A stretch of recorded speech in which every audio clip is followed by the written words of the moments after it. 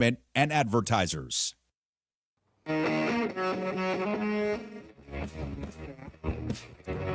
All right, what's going on, everybody? Happy Friday. It is Pushing the Limits. Thank you so much for joining us. Welcome to the program, everybody. It is good to be here on a beautiful Friday in Las Vegas. And we got a lot to get to here, a lot to go over, including the fact that two CNN contributors that are MAGA morons were completely embarrassed yesterday on CNN. We're going to have the audio to play that for you. And we're going to have that for you. We're on the Occupy Democrats Network, the Washington Press Network, of course, the YouTube Super Chat, where your questions and comments will be heard. And, of course, my website, pushingthelimits.live, the FMAM dial KSHP. A very special guest joining us here in just a few. Jennifer G. Has a video that went viral talking about the Vegas economy. And it seems like when the economy is lousy in Vegas, it's lousy throughout the country. We will be talking to her coming up here in just a few minutes. We got, of course, Nicole Mitchell joining us in hour number 2. But, there's a lot going on in the world and a lot going on when it comes to people not getting due process. Michael Waltz, of course, I would say fired yesterday, but they're saying he was promoted. So to talk about this and so much more, always love having this guy on. He's a former presidential candidate, a former congressman out of Chicago, and he also has a hell of a great podcast. My friend Joe Walsh joining us right now on the show. Joe, good to have you on, my friend, as always. How are you? Brian, happy Friday. Happy Friday, my friend. Thanks for coming on. What was your first reaction yesterday when you heard Michael Waltz was fired, even though the Trump administration is saying he was promoted? Not surprised. I'd heard that people around Trump believed that someone's head needed to roll, and Walsh is not very well liked by people close to Trump, and so it made sense that it was him.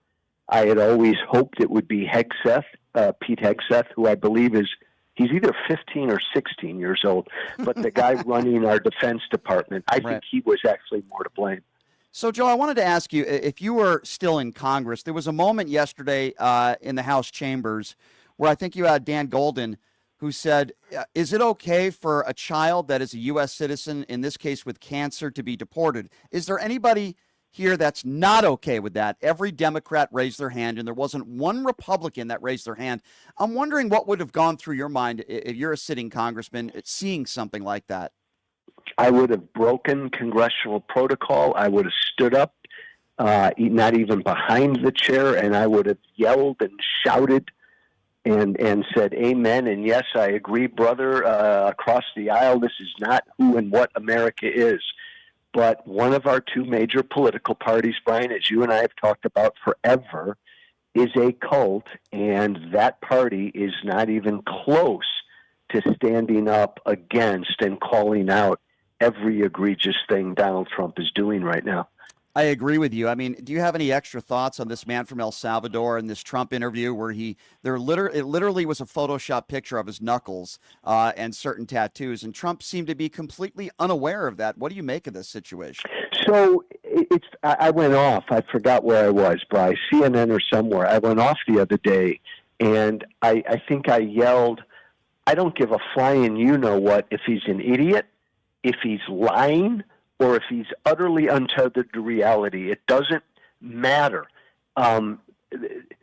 Wake up, America. I mean, oh my God, there he was in an interview with ABC News. Brian, everybody around him knows that was a Photoshopped image. Everybody in his administration, they've told him that. Yeah.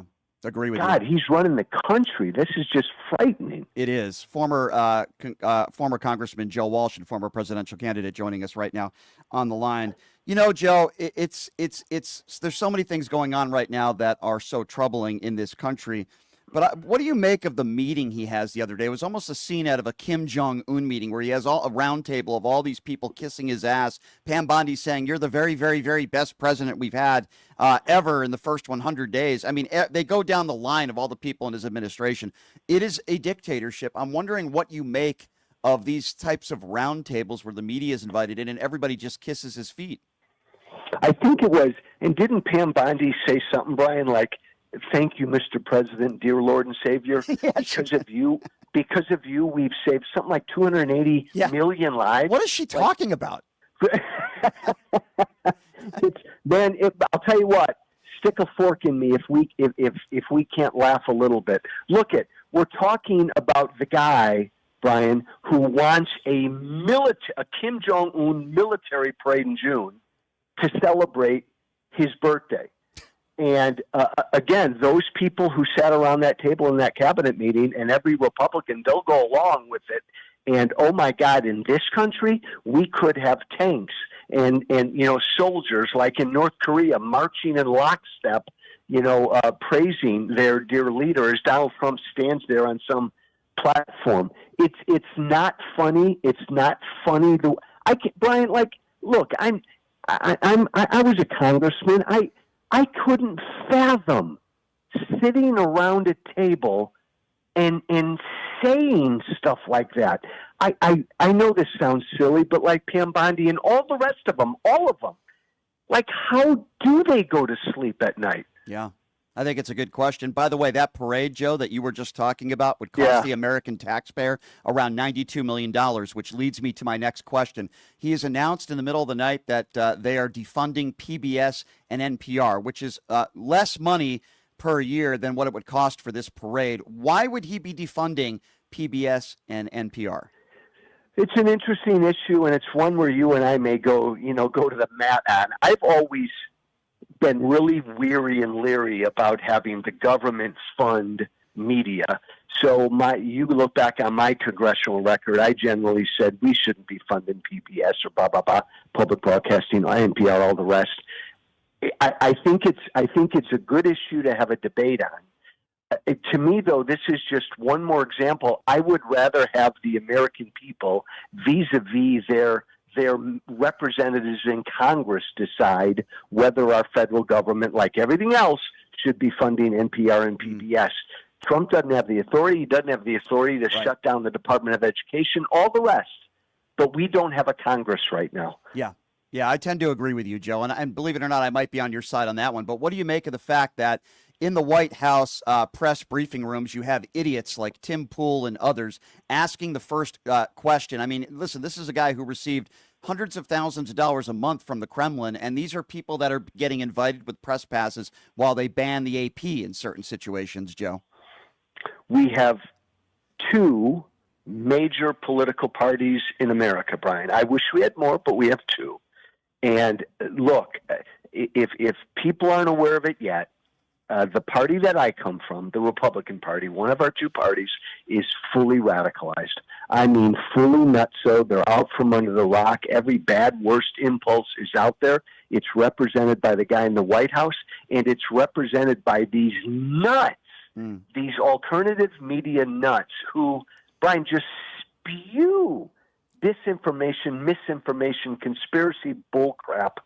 And now they get to ask the press secretary questions. It's crazy. I have to ask you, Joe, because you're on these panels on CNN, and I love your commentary. I've always loved your commentary. And you have Abby Phillips, who's asking Scott Jennings. Listen, for full disclosure, I am not a Scott Jennings fan. I don't like him at all personally and the things he says. But she asked Scott Jennings, who is the person that ultimately decides whether we go to war or not? And Scott Jennings says the president. Can he really be that stupid? This was an advisor to George W. Bush. He thinks the president is ultimately the one that decides whether we go to war or not, Joe? No, he doesn't. So I'll give you a little inside baseball. I know Scott Jennings. He's a big baby. But more importantly, Scott Jennings was never MAGA. Scott Jennings never liked Trump. Scott Jennings was Mr. Republican Insider Establishment. He hated Joe Walsh. Remember, I used to be MAGA. He hated Joe Walsh and the Tea Party and MAGA. But Scott Jennings realized something last year, Brian, when he was on CNN, that, oh my God, I can make a lot of money if I become a big MAGA voice. So about halfway through that campaign last year, Scott Jennings made a decision. I'm going to be a MAGA Trump supporter on CNN. And you know what, Brian?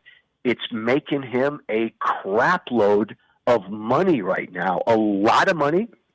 It's increased his profile in a huge way. And there are rumors, Brian, because he comes from Kentucky and he worked for McConnell, that he's going to announce that he might run for the United States Senate from Kentucky next year. You know, he was at a Trump rally just this past week.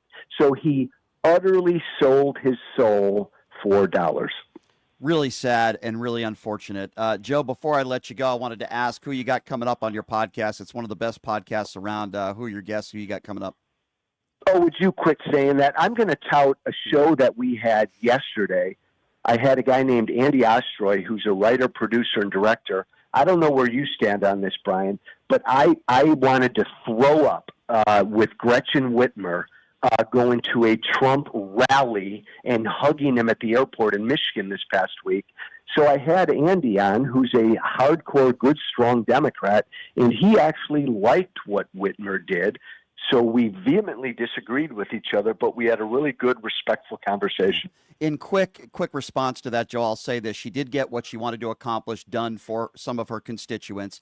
And sadly, if that means you have to hug an adjudicated rapist to do so, I hate to say that, but you have to do what you have to do for the good of the American people. And I don't like anybody cozying up to Donald Trump. I will never respect Bill Maher again, quite frankly. But at the same time, Joe, when you're a policymaker and you need to do what's best for your constituents, you know, we've always heard the term take one for the team, and that could mean a lot of different things for a lot of different situations. But I believe Gretchen Whitmer took one for the team in a metaphorical sense, giving him a hug and appeasing him so that she could actually do something for her constituents, and she needed the president's help on that. Does that make sense?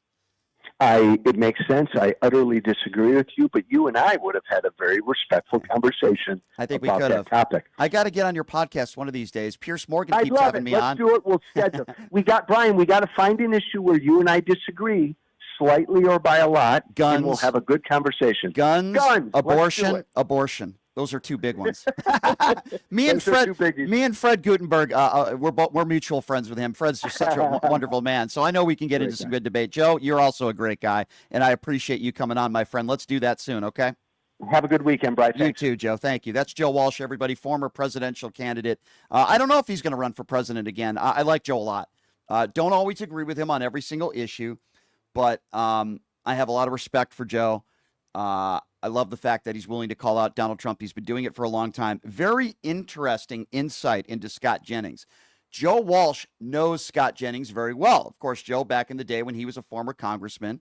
And I think Joe said something about Scott Jennings that at least makes a lot of sense to me. I don't know if it makes sense to you, but Joe Walsh said that, listen, Scott Jennings is not necessarily MAGA, but he's saying these things and he's doing these things on CNN, at least as of late, so that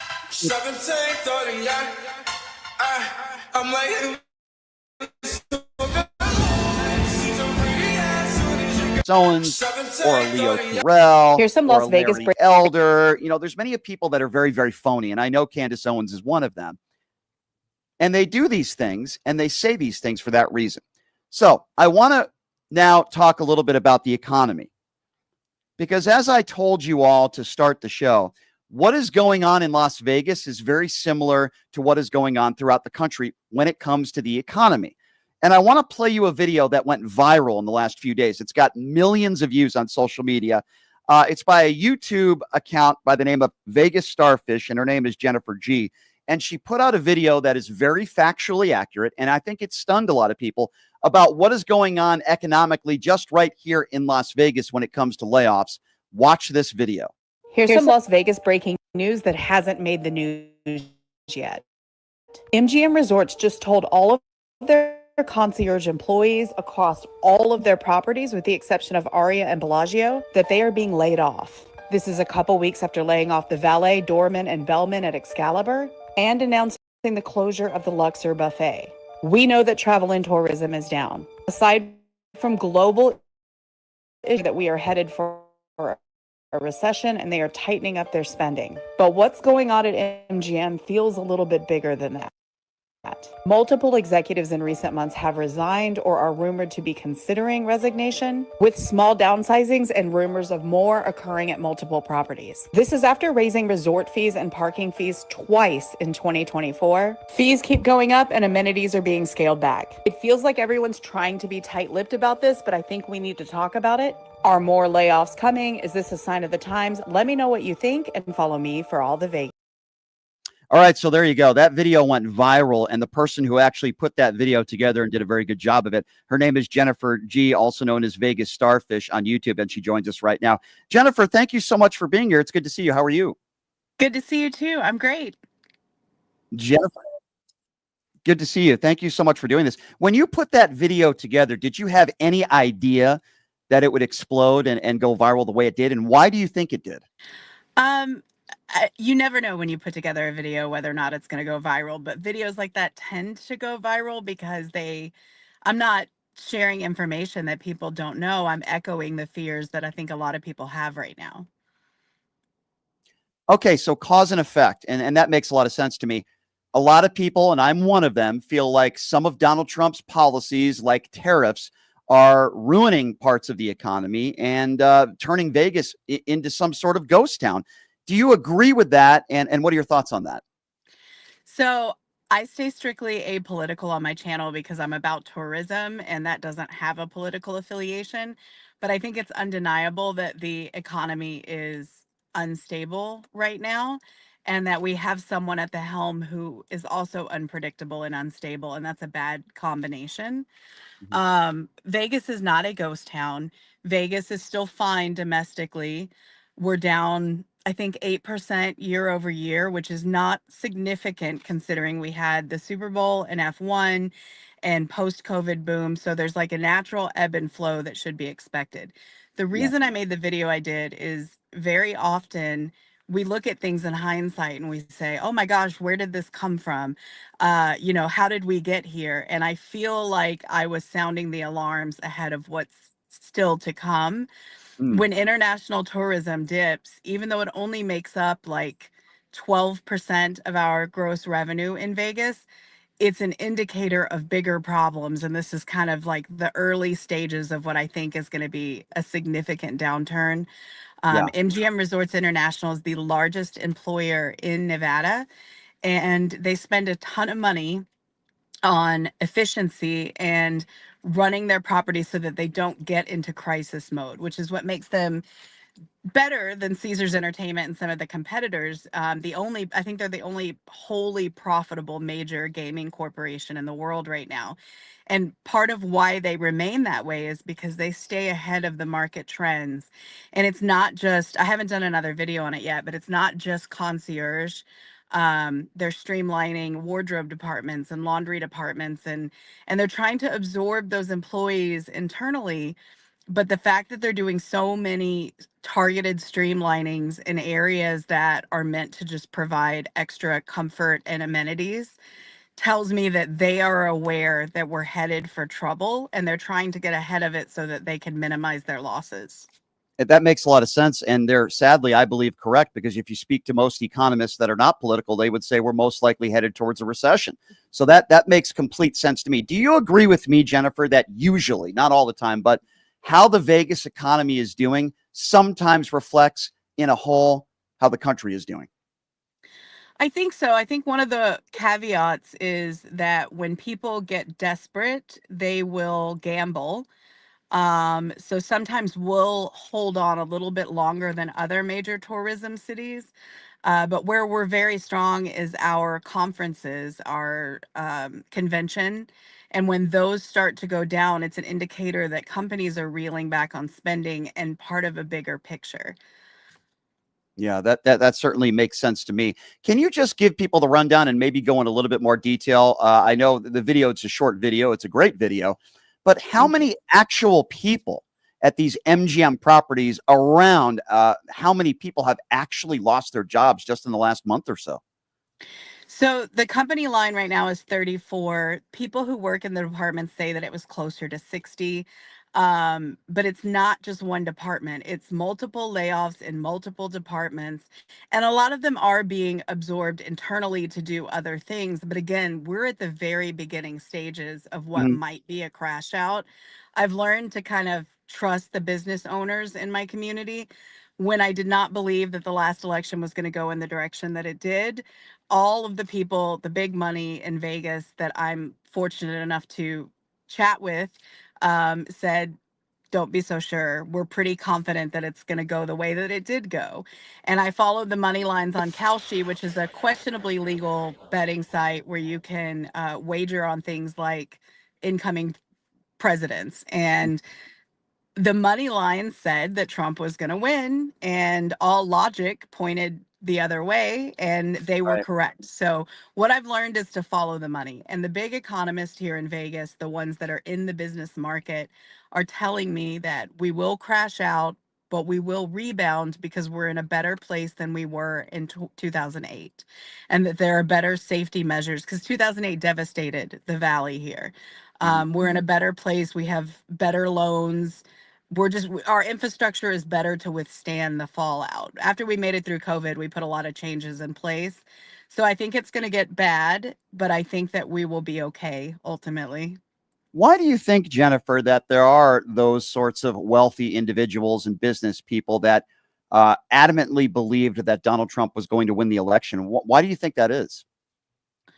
I think that people who are good at business typically are so because they're intuitive to what the markets need and what the markets can bear. And where I grossly underestimated the opposing party is while they were fighting for issues like women's rights and trans rights, those are important but fringe issues that we're overlooking the fact that we've got a lot of Americans that feel desperate, that can't pay their rent, that can't, they're working 60 hours a week to break even. They have no quality of life. And history has proven that when people feel desperate, they will vote against their hearts and their own wants, personal wants, if they believe it will improve their economic situation. Mhm. And regardless of where you are politically, the Democratic Party has talked a big game and consistently failed to deliver significant change. So I think a lot of the people that voted for Trump weren't doing so because they liked him or they even think that he's sane. They did so because they're desperate. They're hoping anything would come in. And there's a lot of people, my mom is one of them, who believe that, because he was appeared to be successful in business, he could theoretically be successful Mhm.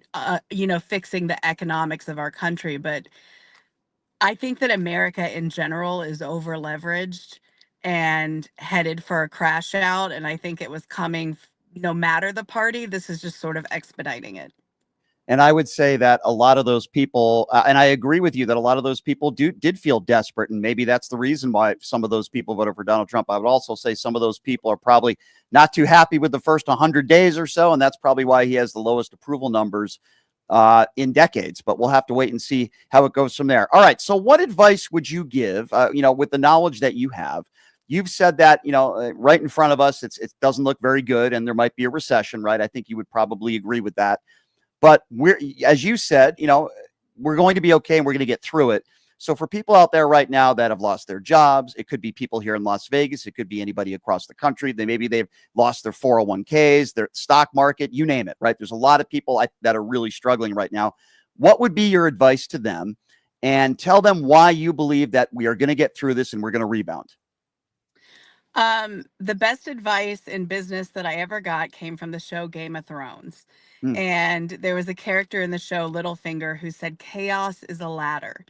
And anytime things are chaotic, there's an opportunity to capitalize on that chaos and improve your circumstance. As evidenced by COVID, when things were arguably at their all time worst, a lot of people used that time to transition into new careers and build something for themselves and make decisions that positively changed their entire lives. I would say that no matter how scary it gets, remember that chaos is a ladder and that there's opportunity to use this sort of dark time to find needs in the market and fill them with your skill set and build that so that you become more recession proof going forward. I think that's really good advice. Jennifer, before I let you go, you obviously have a massive following, particularly on YouTube. I think, correct me if I'm wrong, you're somewhere around 500,000 subscribers, which is quite a lot. But for people that want to follow you and want to learn more about you and what you do, where should people go? Actually, YouTube's my smallest platform. I have 4.5 million across 7 platforms now. TikTok and IG are my primary platforms with a couple million on each. But you know, I show people what to do in Vegas. I'm definitely not an economist or a prediction analyst, but I think that if you look at any market close enough, it's a good litmus test for what the people living in that market are experiencing. Yeah, I certainly agree with you. Jennifer, keep up the great work, and we really do appreciate you taking the time to join us. Thank you so much, and hopefully we can talk again down the road. Thank you so much. Have a good day. Bye. Thank you. You too. That's Jennifer G, everybody. She had the viral video that went out, which we had just played, with the layoffs taking place at MGM Properties. Everybody from bellman to makeup artists and so on and so forth. And she's saying that could be a sign of things to come down the road. And I'm saying, and many economists are saying, that could be a recession. So we appreciate her for joining us. So I wanted to switch topics real quickly, if I may. And I wanted to give you in real time here how stupid some of these CNN MAGA contributors look like on the air on a daily basis. And I wanted to start by playing you a clip of how stupid Scott Jennings is. And if you don't think he's stupid, then he's certainly a liar, because they're getting into a discussion. Abby Phillips is getting into a discussion with Scott Jennings. And the video that I'm about to play for you, the audio at least, is about, well, who is the one who's responsible for starting a war? Who's the one that, gives us the authority to go to war? Now, I think we all probably know the answer to that. And it's not the president of the United States, right? It's Congress. But listen to Scott Jennings when he's asked this basic 6th grade question about foreign policy. Have a listen to this. Individual district court judge is going to decide that? No, thank you. Can I just ask a simple question? Who gets to decide whether the United States is at war? The president. No. If we're being invaded, Actually, I want the commander-in-chief to know. Scott, no. It's actually the Congress. You're asking if we're being invaded. I'm asking. You want to call Congress and see if we're being invaded? I'm asking a basic constitutional We'll be taken over before they ever get to the committee. Who gets to decide whether the United States is at war? The answer is Congress. I'm talking about if we're being invaded. When the president says we're at war, he has to show we're actively at war, and not really what he needs to do is go to Congress. Well, you guys discuss in the committee. We'll let in another 20 Wait a second, though. I thought the genius. That guy is paid as a contributor on CNN. Scott Jennings is an embarrassment. And then he says, well, what if we are being invaded? First of all, that's your characterization as what's going on in this country, not mine. But even if that was the characterization of the president and half the country, it doesn't mean that the president decides whether we go to war or not, you stupid imbecile. You stupid imbecile who was an advisor to George W. Bush, who got us into an ill-advised war. That's who Scott Jennings is known for. That's what he's known for. And this imbecile says, well, what if we're being invaded? No, Scott, doesn't matter what your characterization is on why we're going to go to war. The point that Abby Phillips was trying to make, which went right over your MAGA head, is the fact that Congress is the one that ultimately decides whether we go to war or not. But Scott Jennings is obviously either too stupid or a liar to say it on national television. And then there's Ungar Sargon, and I've been talking about this idiot for a very long time now, who was another paid contributor to CNN. And she doesn't understand what the Constitution says. She doesn't understand what due process is. And she seems to think if you are undocumented, you do not have the right to due process. This is mesmerizing audio. Have a listen to this. Citizens, we do not owe them the same thing. Okay. It has to mean something to be an American. Hold on a second. I get the passion, but I really think it's important to really scrutinize what you just said. The idea that people do not have the right to the processes of the law just because they are not citizens is your opinion, but that is not how the law works.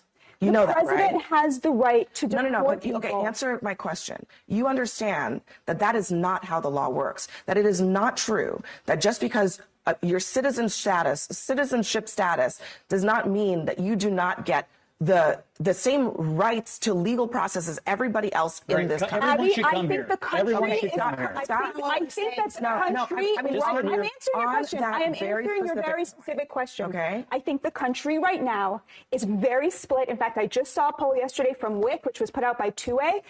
The country is split almost 50-50 on this exact question. How much due process, how much of our investment and our money and our courts and our time do we owe people who committed a felony as their first act on U.S. soil? The United States of America, the people of this country are currently asking themselves that question every single day. So what? Okay. The opinion. And guess who's listen, winning on it? It's Trump. I think Trump is still beating the Democrats on immigration. So he's winning this argument. I just want people to understand that your opinion about this, honestly, the opinion of half of the United States about this is totally fine and valid. But the question is, what does the law say about the question? And we do live in a nation of laws, and that has to mean something. What should it say? Listen, What's the right thing to do? If you want the law to say something different, you know what the process is? Amend the Constitution. I think the process is the president. The law. The president, in That his is- role as that commander is in the chief, process is that is finding available an to you. existing law. Okay, so first of all, Abby Phillips is also an idiot. It's not fine and valid. Anybody out there that thinks that you don't have the right to due process because you're undocumented is an idiot. So Abby Phillips is wrong. She says stupid things every single night on CNN. She's terrible at her job. It's not fine and valid if half the country feels that way. And by the way, where is Ungar Sargon getting that poll from? We don't change the Constitution because of a poll. We don't change our Constitution because of some random poll that Fox News did. So that's number one. Number two, the Constitution clearly says, they don't say undocumented immigrant. They say any person. Person is the language that they use, has the right to due process. What person means is you can be documented or undocumented, but this idiot Ungar Sargon and Scott Jennings don't seem to grasp or understand that.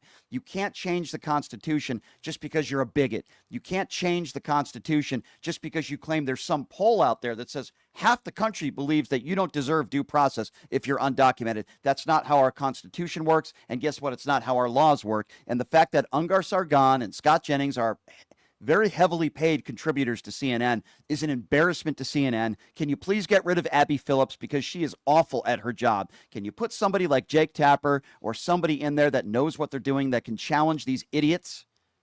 No, it's not a valid opinion when you seem to think that people do not deserve the right to due process. It's not a valid opinion when you're okay with being someone sent to an El Salvador prison with no violent criminal record because you go on a hunch on some tattoos that were photoshopped. No, it's not a valid opinion.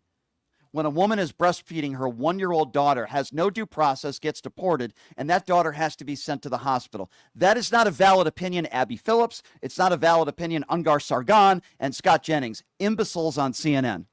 Imbeciles. And speaking of imbeciles, a guy who's done this show before. An interview that was played on CNN and The View. Yes, that's right. Robert F. Kennedy Jr. has done this show before. He did it fairly recently. And RFK Jr., to no shock of anybody, is spreading medical misinformation. What happened? Well, I'll tell you. This has to do with the MMR vaccine. And Robert F. Kennedy Jr. is once again spreading medical misinformation. Oh, yeah, by the way, he's the head of Health and Human Services. Have a listen to what Robert F. Kennedy Jr. had to say yesterday on with Chris Cuomo, blatantly spreading medical misinformation. Now, there are populations in our country, like the Mennonites in Texas, who are most afflicted, and they have religious objections to the vaccination because the MMR vaccine contains a lot of aborted fetus debris and DNA particles. So they don't want to take it. So we ought to be able to take care of those populations when they get sick. That is a lie, and I will give you the proof because it doesn't contain any fetal cells whatsoever. Robert F. Kennedy Jr. is lying to you. The rubella component of the MMR vaccine was developed using the WI38 cell line. What does that mean? It was derived from fetal lung tissue obtained from an aborted fetus back in the 1960s. This cell line is used to grow the weakened rubella virus. But the vaccine has been purified, and it doesn't contain any fetal cells, as I mentioned. Robert F. Kennedy Jr. is lying. Now, why is this dangerous? Because it'll stop parents from having their kids take these types of vaccines that help prevent measles. It'll stop parents from giving kids the health care that they need. Because Robert F. Kennedy Jr. has no medical experience, and he's been wearing a tinfoil hat for decades now. But this is the dangers of what happens when you put somebody like that in office, let alone the head of Health and Human Services, who's a conspiracy theorist who has no medical experience in his entire life. It is dangerous and it is wrong. And just like I said that it's dangerous and wrong, that Donald Trump has announced the defunding of NPR and PBS. That's right, Sesame Street, ladies and gentlemen. These are independent, educational public media platforms that provide essential content. Ladies and gentlemen, he's going after Sesame Street. Make no mistake about it. He's going after emergency alert systems. Educational shows, as I mentioned earlier in the program, that are for children. This is another attack on free speech and accountability. Now, if you wanted to know how much money these entities actually are getting, I will explain that to you. NPR receives $2 to $3 million a year in federal funding. PBS receives around $80 to $85 million a year. And to put this all into perspective, Donald Trump wants a military-themed birthday party for himself. How much will that cost taxpayers? A whopping $92 million. So to put this into layman's terms, we're being told that cutting news and kids programming is essential to fund an authoritarian birthday bash, and somehow that's making America great again? I want you all to think about that for a moment. It's absurd and it's disgusting. We're going to take a quick break, and when we come back, we will take your phone calls. We got Nicole Mitchell that is going to be coming back here, coming on with us in hour number 2. We'll take a quick break, and we will be back right after this. You are listening to Pushing the Limits right here on KSHP. Hey, everybody. Are you struggling to find a pizza place that reminds you of Brooklyn? That true blue New York style pie? Well, worry no more. Stallone's Italian Eatery Pizza is a knockout. We're located at 467 East Silverado Ranch Boulevard, just off of Premium Road, half a mile east of South Point Casino, just minutes from the Las Vegas Strip. Come by and grab a slice of pie. Plus, check out our Brooklyn-inspired Italian cuisine. Our sandwiches are super. Hero, that is. Because why be a sub when you can be a hero? Stallone's Italian Eatery is here to serve you phenomenal food, Vegas. Forget about it.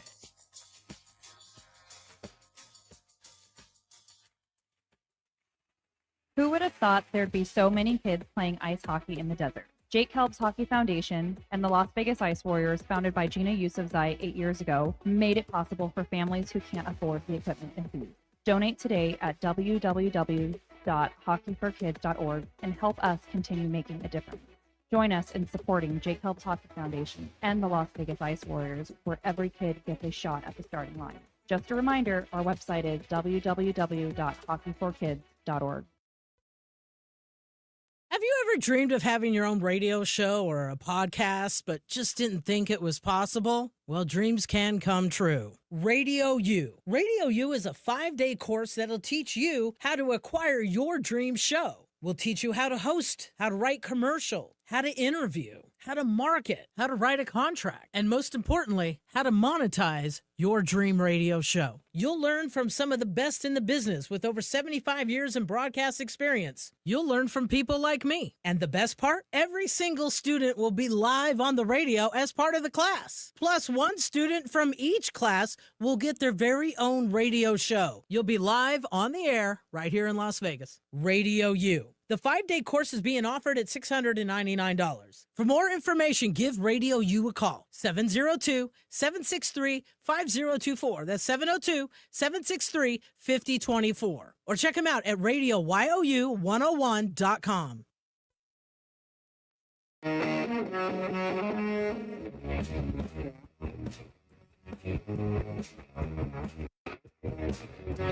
All right, welcome back. It is Pushing the Limits on a very sunny Vegas day. It's like 80 degrees out here. Thank you so much for joining us. I want to get to the YouTube Super Chat because, of course, anybody out there that is welcome to go on the YouTube Super Chat. We read your questions and comments live on the air.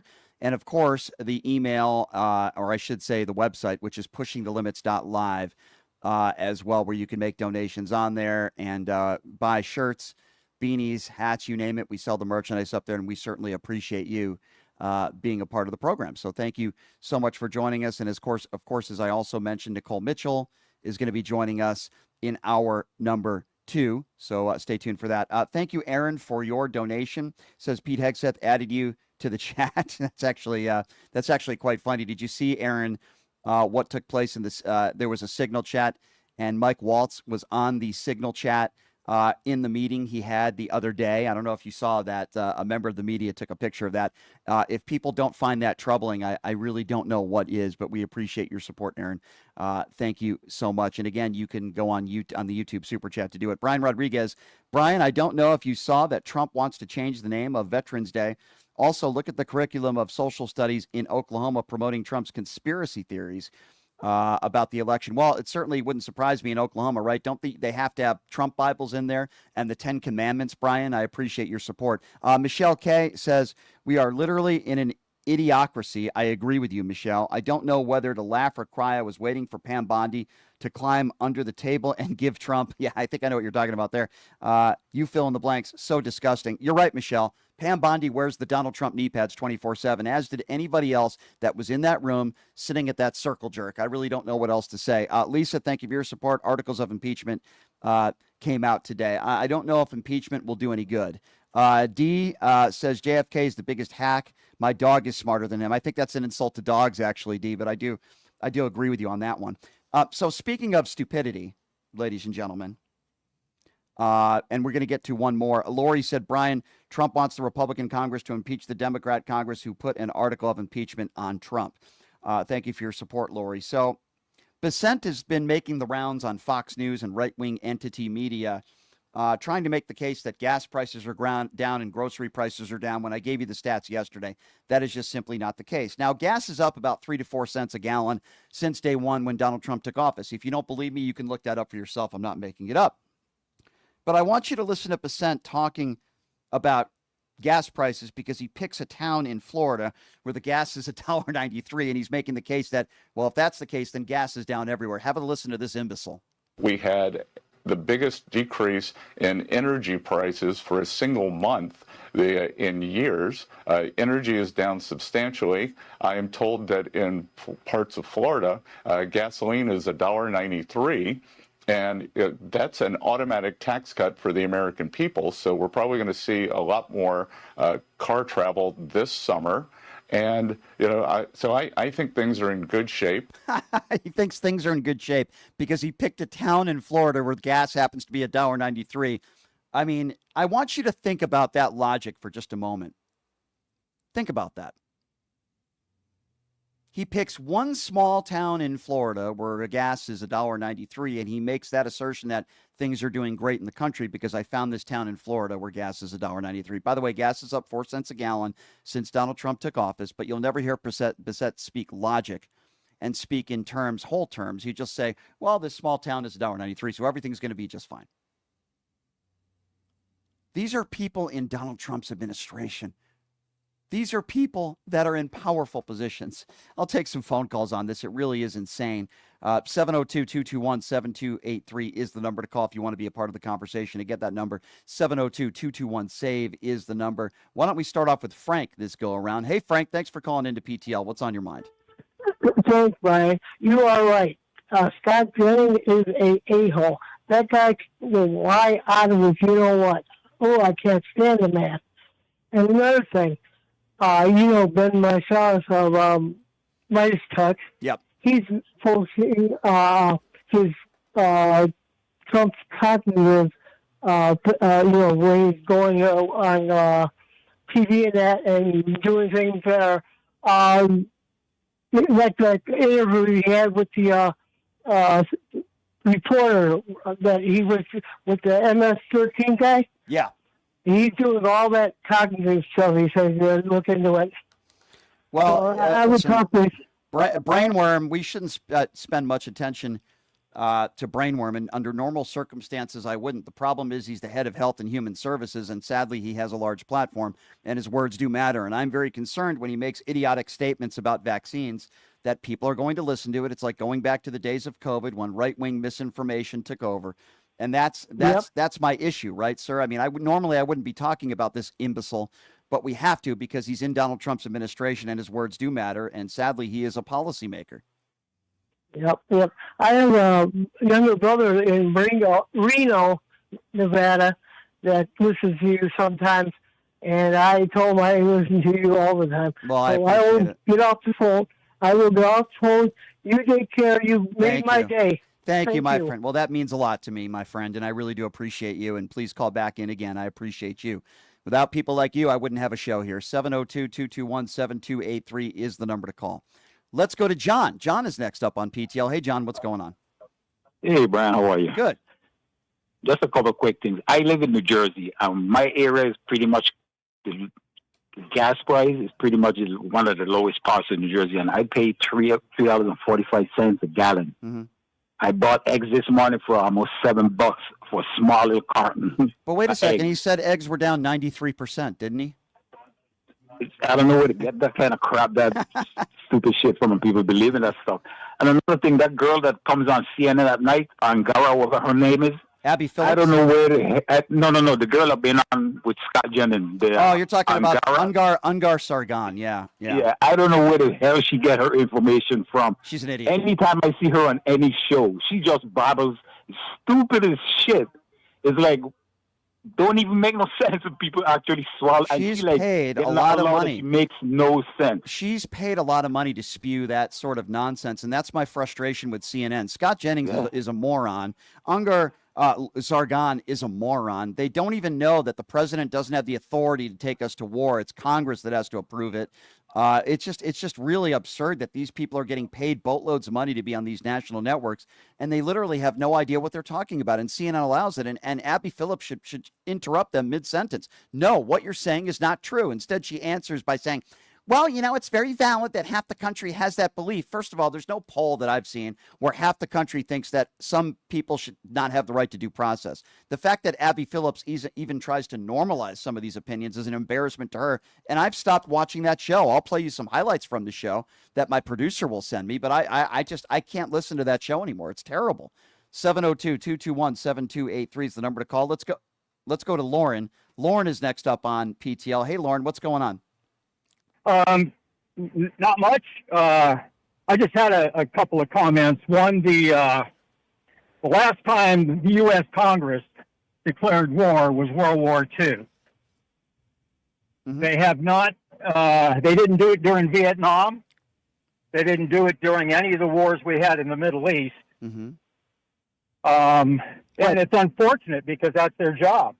Right, but you agree with me, Lauren, that right now Congress has to approve, and they're the ones that ultimately make the decision whether we go to war or not. You would agree with that, right? That's supposed to be their job, but we have been involved in how many wars since World War II? Well, I know, but I served in one of them. I understand what you're saying. All I'm simply saying is there are people on CNN that don't understand the law. When they say that President Trump is the one that ultimately decides, whether we go to war or not, that's just simply not true. Now, under George W. Bush, we started an ill-advised war based on faulty intelligence, but there were a lot of people in Congress that were okay with that because they believed what George W. Bush and Dick Cheney had to say.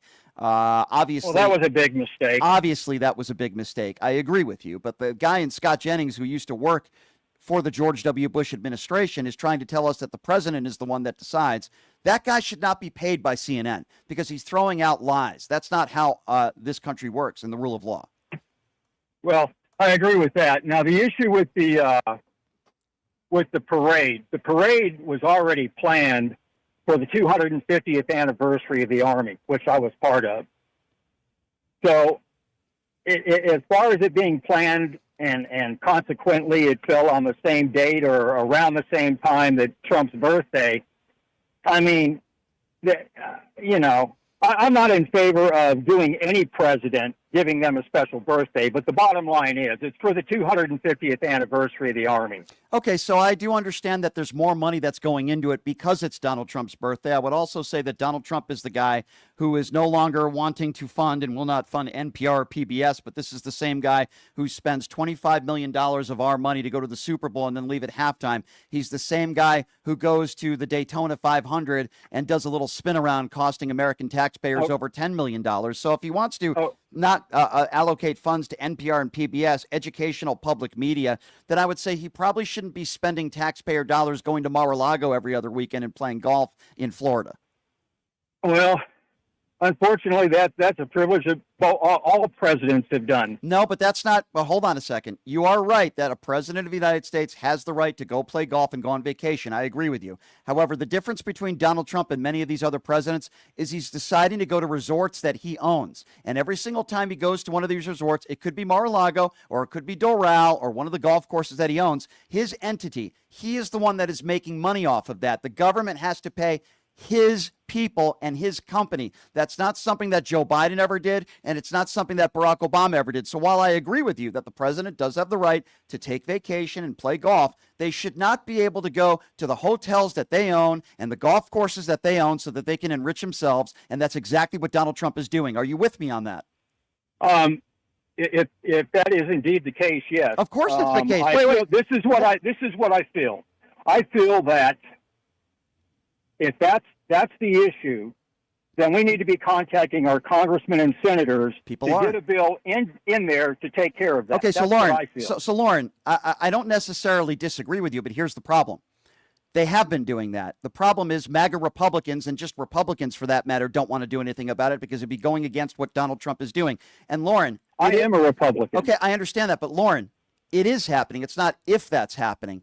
Every time he goes to Mar-a-Lago with the Secret Service, our taxpayer hard-earned money is paying Donald Trump. It's going in his pocket. Every time he plays a Trump golf course, it could be Doral, which we was just at a few weeks ago, hanging out with the Saudis. Our money is going in his pocket. It's not if, Lauren. It actually is happening. It's happening. Okay. And why aren't more people on the right calling it out? I hear a lot of people on the left calling it out. Heck, I'm not on the left, but I call it out all the time. Why don't I hear Republicans calling it out? The reason why many Republicans are not calling it out because they don't want to oppose anything that Donald Trump is doing, Lauren. Will you publicly say as a Republican that what Donald Trump is doing is wrong when he's enriching himself when he goes to Mar-a-Lago on vacation or any entity that he owns? Hello? Yes. Will you say that, sir? Will you admit? I thought I lost you. I'm sorry. No, that's okay. Will you admit to I that? agree. I can agree with you on that, Brian. If that is indeed the case, I agree with you. That should not be taking place. It's going like to. I said, I am a Republican. Mm-hmm. Mm-hmm. I appreciate you saying that. I really do. But the problem that I have, Lauren, is that it's still going to be happening. And it was Donald Trump who complained about Barack Obama playing too much golf. Here's a little stat for you.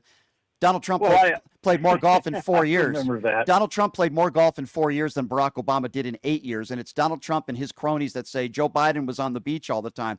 Take a look at how many days off Donald Trump has taken. Take a look. It's staggering. So I call these people hypocrites at a minimum. Well, then it seems like the Congress has got a job to do, and they ought to do it. Well, guess who's in charge? Guess who? The House and the Senate. Who's in charge right now? Well, the margin is so small. Doesn't matter if it does take Democrats to go ahead and get something through. As we learn exactly, but as we've learned just the other day, it's J.D. Vance that has the the vote that will decide, and he did do that the other day. Yeah, if it was a tie, right? Exactly. So Republicans, same thing that Kamala Harris did. I understand that, but all I'm simply telling you is Republicans will never put a bill in place that could hold Donald Trump accountable for anything. When they do, please let me know, Lauren. But they're not going to do that because they're afraid of Donald Trump. That's why. They are afraid of Donald Trump because Donald Trump has hijacked the Republican Party. Is that the type of country that you want to see? I think that I see that on both sides. I see that both on the Democratic side and the Republican So side. give me an example on the left, since you think it happens on both sides, and I would respectfully disagree with you. I don't see a Democrat that has hijacked the left. Can you name me a person that has hijacked the Democrat Party in the last 40 years? Where they were afraid to pass bills because they were afraid who the president was? Did the Congress do anything about the 10.4 million people that came over during the previous administration? Yes. I think not. Yes, actually they did. It was called the bipartisan border bill that Kamala Harris and Well, Joe Biden. Well, don't well. You asked me. You don't well. You asked me a question. I'm answering it now, Lauren. Well, the bottom line is that was not a good bill. Okay, well, that's your opinion. But guess what? MAGA, you just asked me what did they do. MAGA Republicans sat at the table with the Democrats. And Donald Trump once called Langford the toughest on border security. And it was one of Langford's bills that he put together with Democrats and Kamala Harris. You asked me what did they do. And then Donald Trump picked up the phone and it was ready to be passed. And Donald Trump told them not to pass the bill. So when you ask me what have they done, I can tell you what Donald Trump has done in the last 3 months. And I don't know if you want to live in a country, sir, where people don't have due process. In the Constitution, if they came here illegally, no, sir. All right, so No, sir. let's put this in perspective here. 10.4 million people came in. They were getting dates going into 2027 for their legal hearing. When they came here, Biden specifically disregarded the laws that were in place. What law did he did disregard? What law did he disregard? What law? We have an immigration policy in this country. Okay, so we give me have the law laws in place. Okay, so give me this. Okay, I understand, Lauren. So give me the specific law that he broke.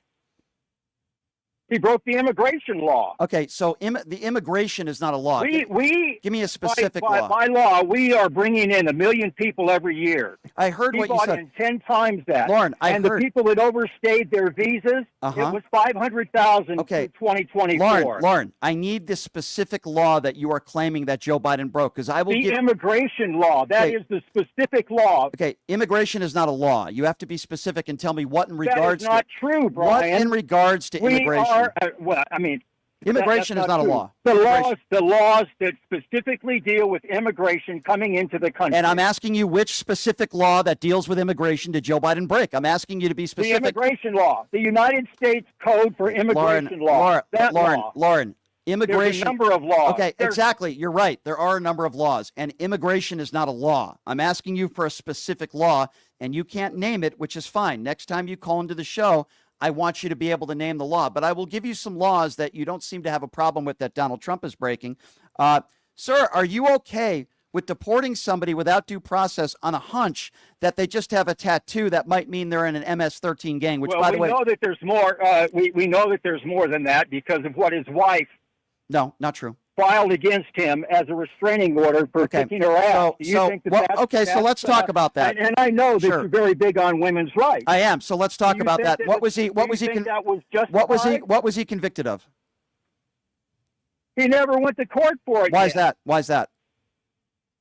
Oh, gee, I don't know. You don't know. That we don't. You don't know. Okay. So let me be very clear with you, Lauren, and I'll answer your question. Lauren, to court. I find it interesting. Years down the road. I find it interesting, Lauren, that you want to talk about Joe Biden and apparently a law that he broke. You can't name the law specifically. And then when I asked you about a guy, hold on a sec. That's not a law. Immigration is not a law. You have to be specific. You're saying he broke a law and you can't name it. But hold on, Lauren, let's go back to what I just said. Okay.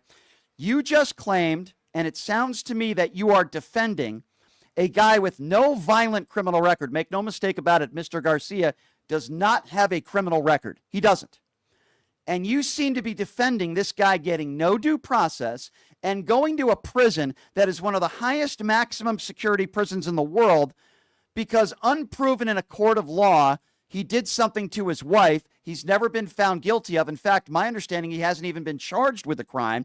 And in fact, it's his wife that wants him back and has hired an attorney. So, Lauren, are you saying because somebody might be, hold on, are you saying because somebody might have been accused of a crime by somebody, that means they don't have the right to due process, Lauren? Is that what you're saying? I'm saying if you're a bad person. Oh, okay. Who did you vote for? Who did you vote for, Lauren? You know who I voted for. You voted for Donald Trump. Let's talk about Donald Trump for a moment. Would you characterize somebody as, quote, a bad person when they are an adjudicated rapist? Would you consider somebody a bad person who attacks women on looks, who attacks Gold Star families, who attacks religions? If you're Jewish and you didn't vote for him, you need your head examined, who tells you to go back to your S-hole countries, who has 25 women have accused him of sexual assault or rape. Since you think if an accusation means that you're guilty, 25 women that have accused Donald Trump of rape or sexual assault. He literally has bragged about going into teenage pageant locker rooms without permission, sexually talking about looking at those teenagers naked. So my question to you, Lauren, since you want to characterize somebody as, quote, a bad person because somebody alleges something, then why would you vote for Donald Trump? Do you think Donald Trump is a bad person, Lauren? Yes or no? Of course I think he's a bad person. Then why did you vote for him? You would vote for somebody if you think they're a bad person, but then you want to say somebody should be deported to El Salvador, to one of the highest maximum security prisons in the world because they're a bad person, yet you have no voting for somebody who's a bad person to be the leader of the free world, Lauren? That makes you a hypocrite.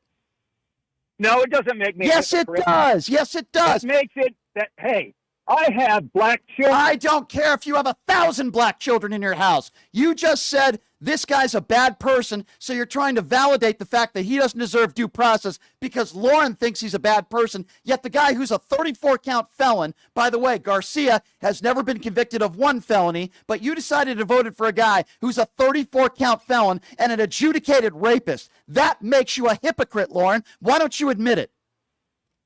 I am not a hypocrite, Brian. Yes, you are. Yes, you are. No. I am concerned. I don't want to hear what you're concerned about. Let me tell you what I'm concerned about. A guy like you, with all due respect, who thinks because someone might be a bad person in Lauren's mind, who's never been convicted of a crime, but you're okay with him being deported and sent to an El Salvador prison with no due process in one of the highest maximum security prisons in the world on a hunch because of some of his tattoos, which were, by the way, debunked. But you have no problem with him being deported to El Salvador. Then why shouldn't we deport Donald Trump to El Salvador, who's a 34-count felon and adjudicated rapist, and as you would say, a bad person that you would admit? Why don't we just deport Donald Trump to an El Salvador prison then? Why not?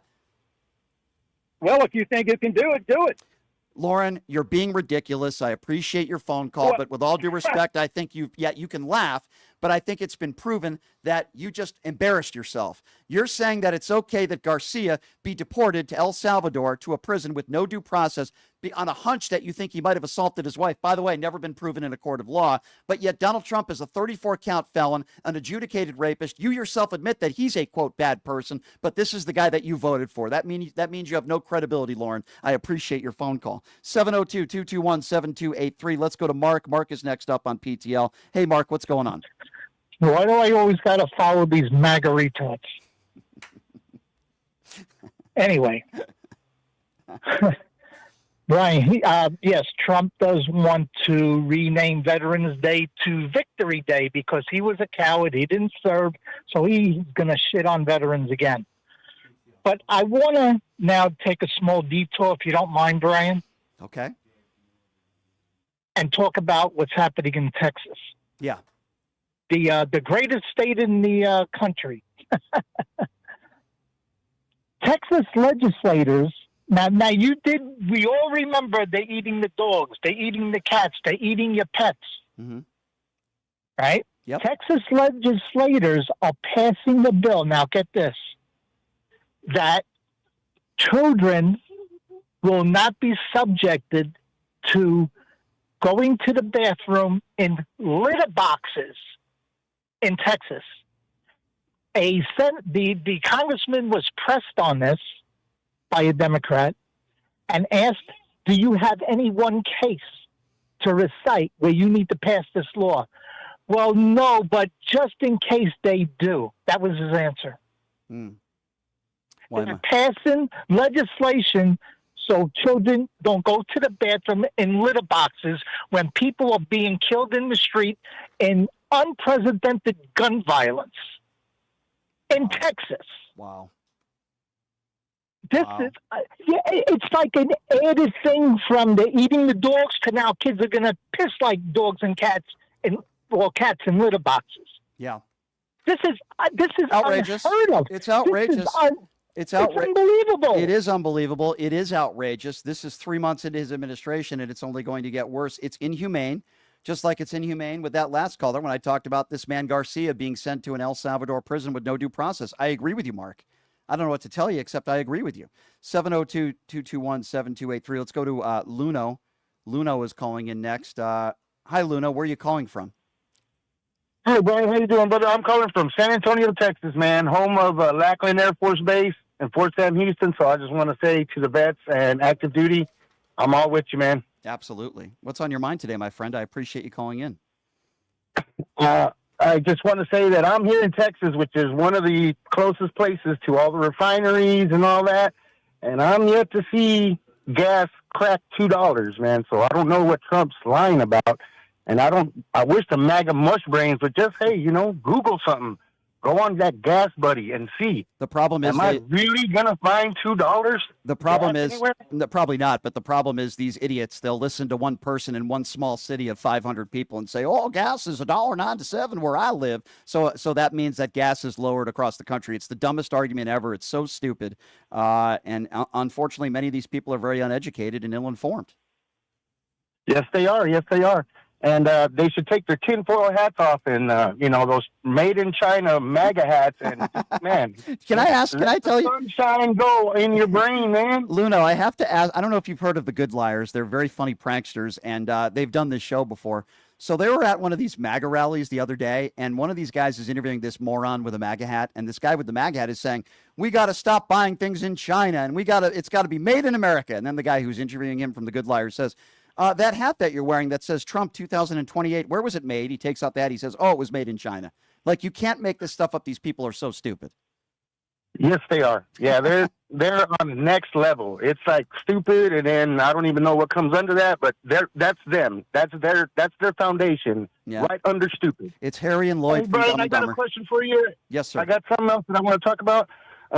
Trump's always talking about bringing manufacturing back. Now, I'm not going to lie, man. Trump is the reason that I got interested in politics, because I bowed out of the 2016 election, man. I was like, no, I don't want to vote for Hillary, and I don't want to vote for him. Yep. But after he got elected, man, I said, never again. Never again. I voted for everything from city council, bonds, mayor, everything. Every election since Trump got in the first time, that's when I took interest in politics. Yeah. But from what I remember, in his first term, car companies shut down, washing machine companies like Whirlpool and some other. And if I'm not mistaken, he subsidized these companies to outsource jobs. Mm-hmm. Is that correct? Am I correct in saying that? You are. I don't want to say lies, man. You are correct. I believe in the truth. The truth is golden. Well, that's don't lie to me. That's what I'm saying. That's my belief. And I appreciate you, Luno. And by the way, you're correct on that. And I always own mistakes when I make them in life or politically, you name it. Back in 2016, I did not vote for Hillary or Trump. I made a huge mistake, and I'm very similar to your process of where you've been, and I said I would never make that same mistake again. And I appreciate you, sir, for your call. Thank you, Sir Seuss, for your YouTube super chat, who says Lauren needs to get edumacated while he's at it. Get morals because he has none. Sir Seuss, I try to speak sense to these people every day, and it's really it's mind-boggling. It really is. You're going to say because you think somebody is a bad person, and that's yet to be determined with Garcia, but apparently because he thinks Garcia is a bad person, he deserves to be sent to El Salvador to a prison with no due process. It's absurd. And then they want to talk about, well, I think he's a bad person, and I can name you all the things that Donald Trump has done in his life, just a few of them, that makes him a bad person. But that say, well, he can be deported too to El Salvador. It's so ridiculous. Thank you, Robin, for your donation. Robin says, I live in a small town in Florida, and granted I use premium. I paid $4.69 a gallon. Regular was $3.45 a gallon. Well, thank you, Robin, for being honest. The MAGA turds out there don't seem to be able to understand math very well, but I appreciate your call. 702-221-7283. These are the same idiots who complain about gas prices under the Joe Biden administration, but had no problem spending $60 for a Trump Bible or $600 for Trump gold sneakers that are made in another country for about $4 or $5. Let's go to David. David is next up on PTL. Hey, David, thanks for calling. What's on your mind? Hey, Dave. I'm sorry. Hey, Brian. I'm sorry. It's okay. How you doing? Good. What's on your mind today, David? So I've been trying to reach out to you and Konsky from the Secular Talk. There's something really important to kind of reach out to you and say. Between the both of you, I feel like you and Kyle can make a great president. I know it sounds weird, but I've been watching both of you for a long time, and I appreciate the work you put into everything you say. And yeah, I feel like you and Kyle can make a difference. Well, I appreciate you saying that. That's very nice of you. I can tell you I never say never, but I don't plan on ever getting into politics because I don't think I'd be able to handle it.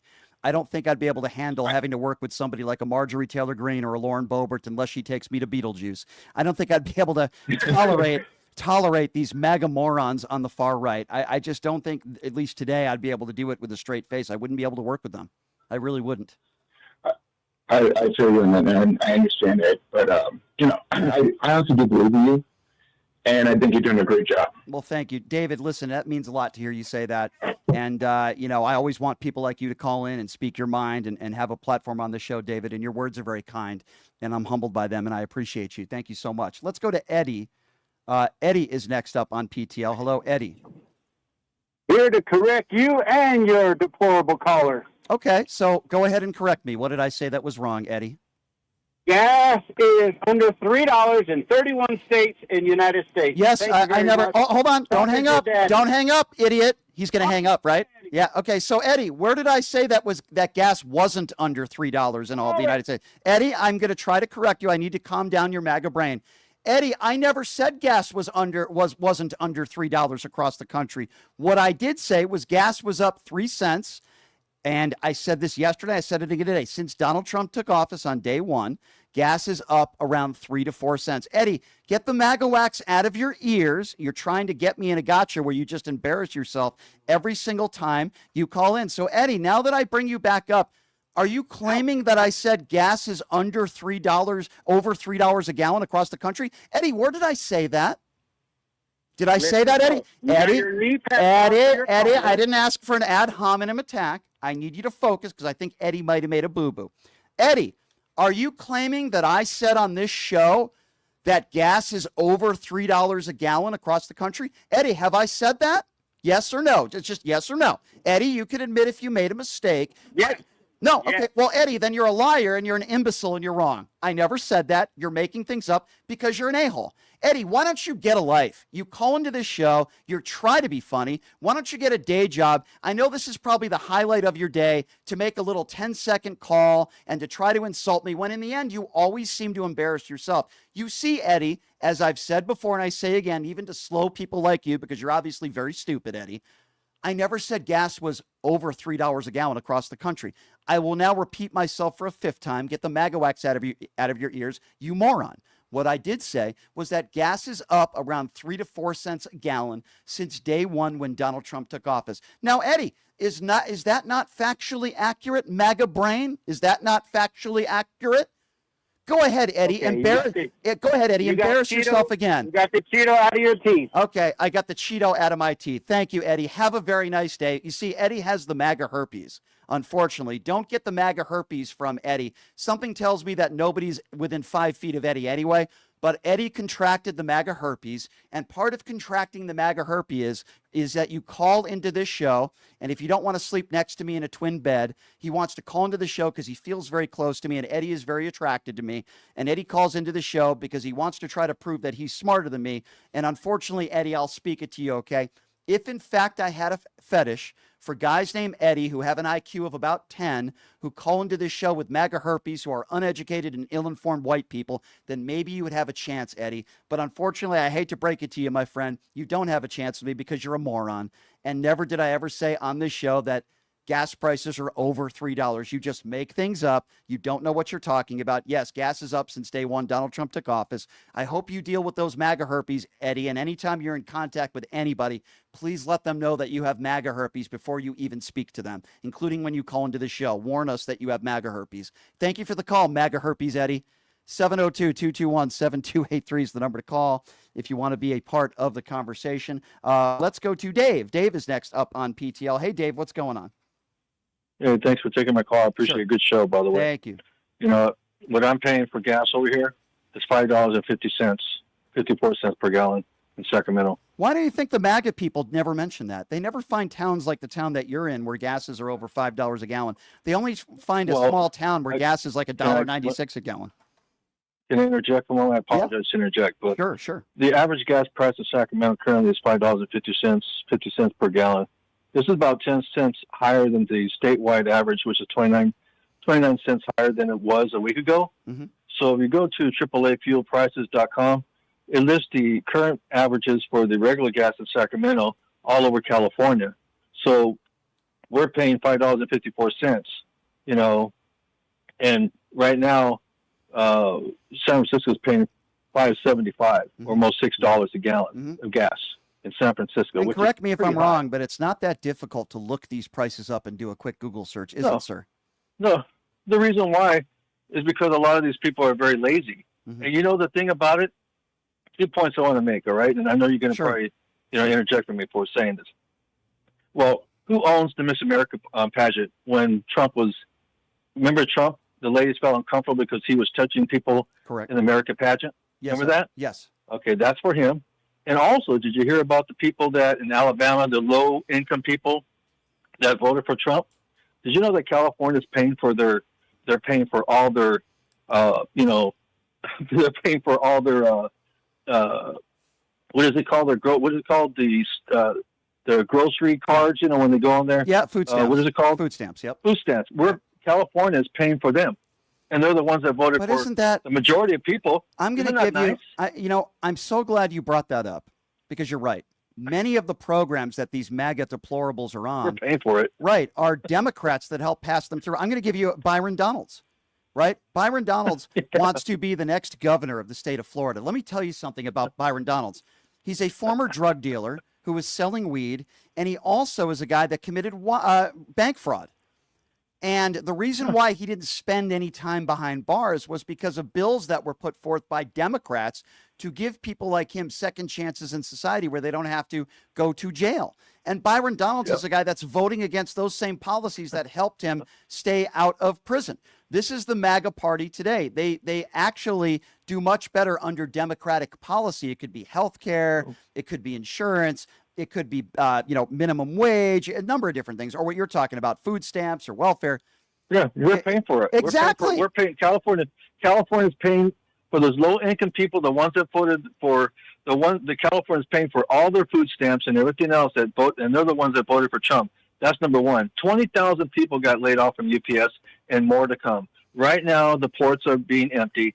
I was watching on YouTube on a professional guy who's he's a maritime expert. He's maritime. Everybody knows that, right? He went to college. And he basically said that there was a company right now that shut down 300 workers, the truckers right now, that they had to find their own way home. They decided to leave the trucks. The company decided to tell them to drop what you're doing, leave the truck, and find your way home because we're closing business. And I can't believe that. I was like shocked out of my mind. Can you imagine what's going to happen? Can you imagine what's going to happen, that the mess that he's going to leave when he leaves office?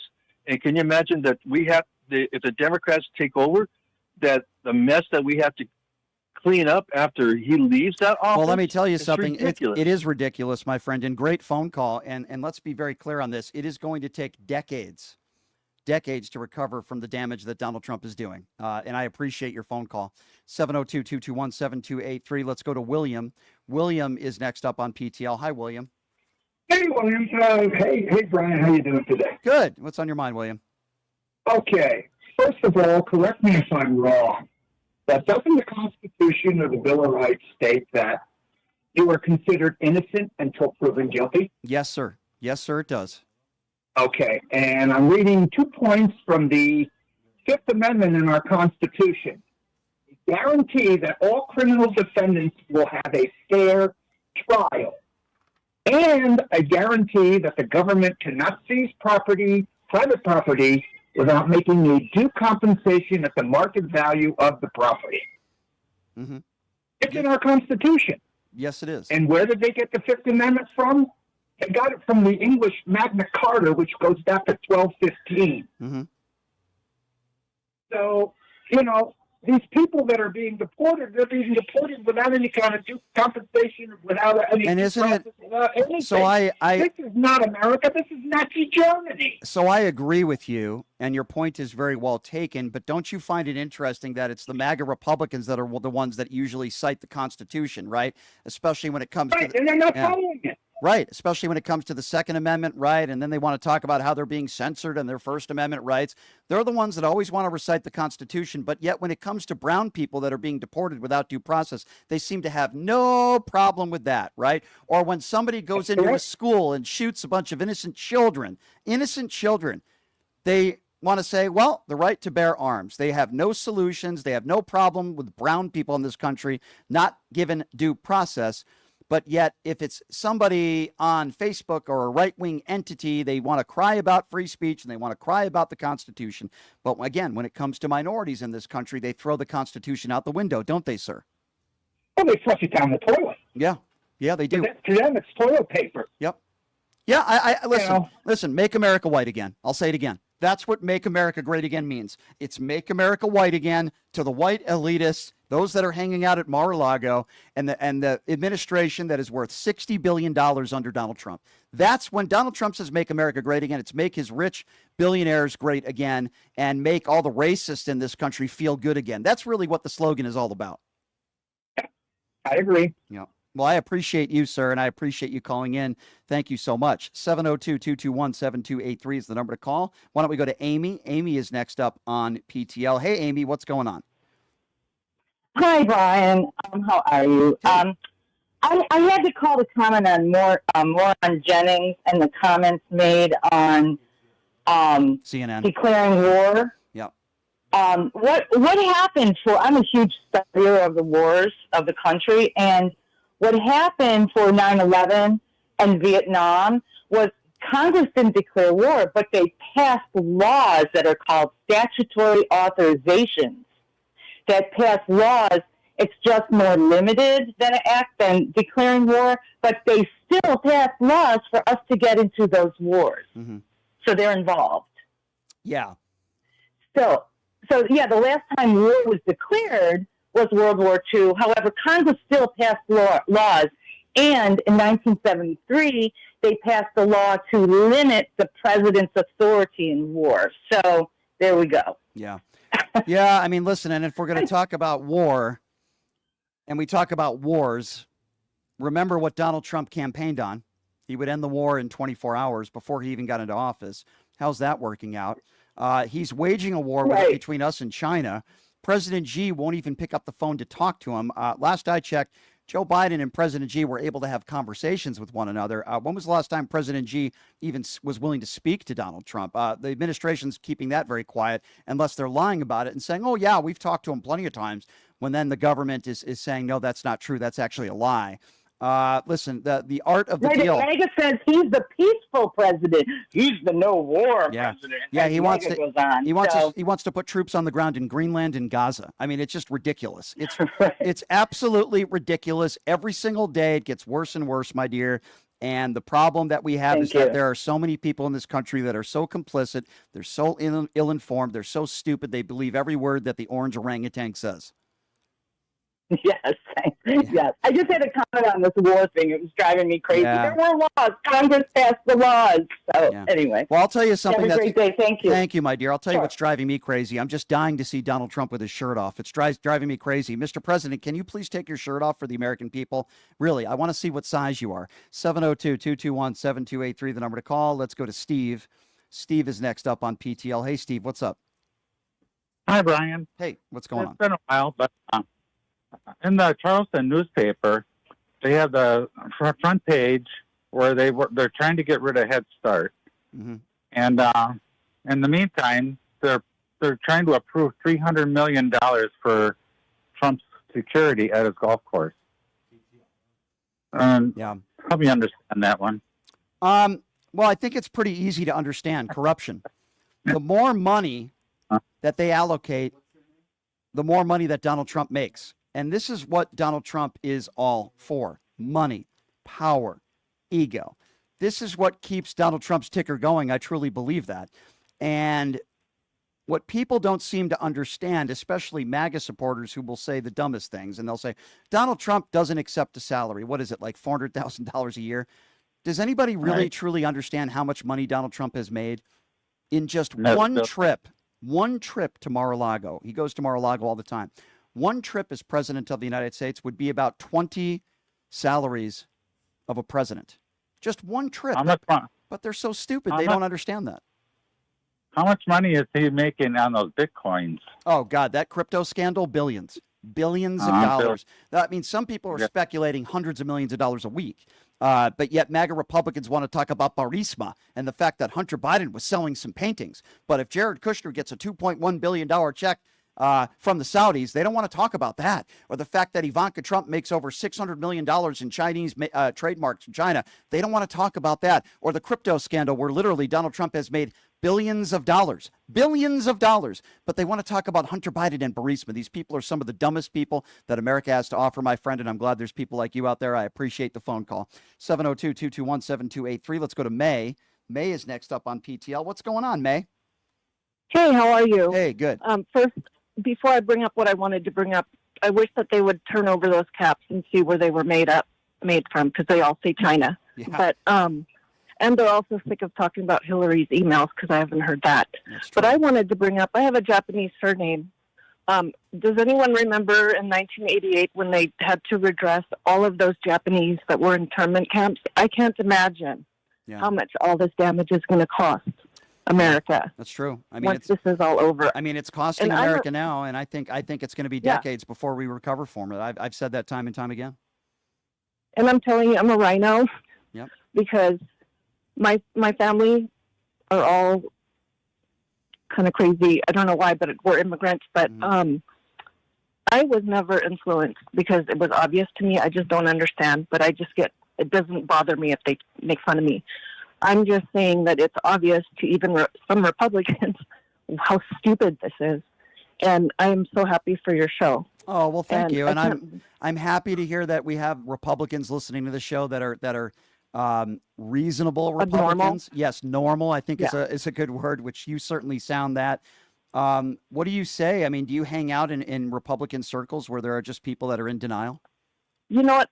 Yeah, unfortunately, and I'm always yelling at my friends. I just yelled she called me yesterday, and, a lot of police officers. My parents immigrated, actually, from the Philippines, and are engineers. My mom was deputy for Star Wars, and went to the Pentagon, but smart people. But I just think I understand my parents because theirs is all about defense contracts, and that's what they did. So there are members of your family who are staunch Trump supporters. Yes. What do they say to you? What is their main reason? Like, what do they say to you at this point? Well, they don't. What I see is that they just don't want to talk about it. They don't want to see. Could that be because they can't? Could that be because they can't defend their position or positions? I don't know. I just don't think they want to hear it. I don't know. I don't understand it, and just. But I'm not. I don't hide. I would ask them during the days of Nazi Germany and Adolf Hitler. Is that something that they were willing to talk about, or they just? If somebody said to them, I don't want to talk about it, I'm wondering how members of your family would react to that, because I'm starting to get there here. I'm really starting to get there with this guy. Yeah. I'll tell you something even crazy. My grandfather was in World War II in the Philippines, fought along Americans, was captured and released. And a few years ago, he received the Congressional Gold Medal of Honor in Washington, D.C. They promised him, he retired as a colonel, they promised him American citizenship and all these things, and they never went through with it, and nobody remembers that either. Yeah. But it's pretty simple. Isn't it pretty simple, my dear? It's either you're on the right side of history or you're not. You could be a Republican, you could be a Democrat, you could be an independent. I don't care what you are. I don't care what you look like, and I don't care what party you're from. You are either on the right side of history or you're not. You either believe our Constitution or you don't believe in it. You either believe in our democracy or you don't believe in it. And sadly, it sounds like there are members of your family, and I'm glad you're not one of them, that do not believe in our democracy. They don't believe in our Constitution, and they're okay supporting and voting for an adjudicated rapist. It's very sad, my dear, and you're welcome to call back to this show anytime you like. Let's go to Vivian. Vivian is next up on PTL. Hi, Vivian. Hi, Brian. How are you doing today? Hey, good. Okay. know what I don't understand is how the Republicans allowed themselves to be hijacked by the MAGA. Because there's so many more people who are honest Republicans than there are MAGAs. But they let them come and take their whole party over, and now they have this crazy agenda going, and they just going along. Oh, whatever MAGA say, yeah, let's do that. Yeah, MAGA said this, let's do that. And they just ruining the country they claim they love, the country they claim they want to stand up for, like the Constitution, and they're doing everything in their power to destroy the Constitution and to destroy America. And you're supposed to love this country. Well, I don't love what's happening in this country. That's for sure. I never thought that we'd be living in a country today where people would not have the right to due process and people would be threatened because of their political views. And we would be treated, some of us, as animals if we don't support the Donald Trump administration and their 2025 bigoted agenda. I mean, that's really where we're at now as a country, my dear. Yeah, because the Republicans are not doing anything. They're like putting the rubber stamp on whatever he say. The Democrats are just sitting there like, what should we do? You should get your butt out there and fight for us. Because how you think we're going to vote for you if we don't see you fighting for us? That's why a whole bunch of people stay home before, because they don't feel like you're doing things for us. So you have to show that you're doing stuff. You know, go out into the town halls or wherever you have to do. Do something. Yeah. Don't just sit there and wait. I agree. We can't do it all ourselves. I think that's really good advice, Vivian. And I can't do all this myself. I can't do it without people like you. And I appreciate you calling in. Let's go to Larry. Larry is next up on PTL. Hey, Larry.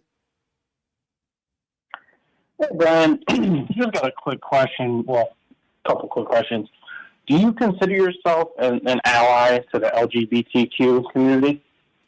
Sure. I'm certainly on their side, as I would for anybody that's been the victim of discrimination. Absolutely. Why do you ask? Okay. Well, I was just wondering if you would come out as a Democrat or come out as liberal. Okay, so you say you're independent. Okay, so sure, let's. You have no middle views. Okay, so let's have a conversation about that, Larry. First of all, why would you correlate that with the LGBTQ community? That's very strange. Why would you bring that up with being a Democrat? Because it takes a lot of courage to come out, and I think you need to come out. You think I need to come out as a Democrat, and you're comparing coming out as a Democrat as coming out as a gay person. Okay, so first of all, that's a very stupid analogy that you just made, number one. Number two, I have been a registered independent my whole life. I did not vote for Barack Obama. I did not vote for Hillary Clinton. I supported Mitt Romney. I certainly supported John McCain, and I voted for 8 Republicans in the midterms. So your character, so let me ask you a question. You don't think I have any middle views? All right, let's go with that for a moment. 6 out of 10 Americans in this country, Republican and Democrat, believe in the woman's right to choose. I believe in the woman's right to choose. Is that a lefty view, sir? I mean, it's a state issue. Where do you draw the line? It's a view. Let's forget about whether it's a state issue or a national issue. You said, I need you to listen. If you're lefty, should there be no restrictions? Sir, when have I ever said there should be no restrictions? Have I ever said that? That's not what I'm saying. You don't even know what my views are. You don't even know what my views are. Broad. It's very broad. 6 out of 10 Americans. It's very broad. Larry, believe in the woman's right to choose. Larry, if we're going to have a conversation, I listen when you talk. You listen when I talk. That's how we have a conversation. I'm talking now. 6 out of 10 Americans believe in a woman's right to choose. I believe in border security. I believe in capital punishment. I believe in many issues that middle America believe in. I'm also okay with capitalism. Would you consider any of those views? I also believe that people should have the right to bear arms.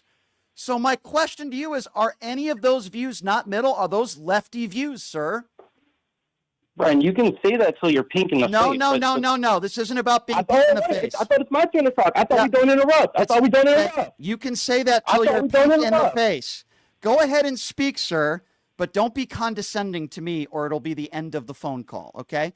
Let's go one by one, because I know saying 3 or 4 things at you at the same time, it might be difficult for you. So we'll go one at a time. I believe in capital punishment. Is that a lefty view, sir? I mean, I don't think that's really a partisan line. Wait, hold on. I didn't hear you. That one. Okay, so we can just scrap that one. Why don't you answer my question? I believe in capital punishment. Because it's not really a partisan issue. It's a view. You said my views are not middle of the road views, and you're claiming I'm a Democrat. We're going to go through my views, and we're going to prove you wrong. Okay. View number one. I believe in capital punishment. Yes or no? Is that a lefty view? Answer the question. Don't scrap it. I think that's a middle view. Okay, so I'll give you that one. I'll give you that one. Thank you so much, sir, for giving me that one. I really appreciate that, sir. It's so nice of you. Thank you. You're very generous today. All right, let's give you another one. I believe in a woman's right to choose, but I do not believe in late-term abortion unless it affects the mother's health. I would totally be okay with maybe a 4-month ban or something along those lines. Oh, yeah, by the way, 6 out of 10 Americans believe in a woman's right to choose, Republicans and Democrats. Based on my view on abortion, sir, do you think that's a lefty view? Yes or no? Yes. So it's a yes view. So 6 out of 10 Americans are all on the left, including the Republicans, many Republicans in polls across the country that believe in a woman's right to choose. In fact, I mean, you can cite whatever imaginary poll. Not imaginary at all. Not imaginary. Not imaginary at all. Not till the end of the day.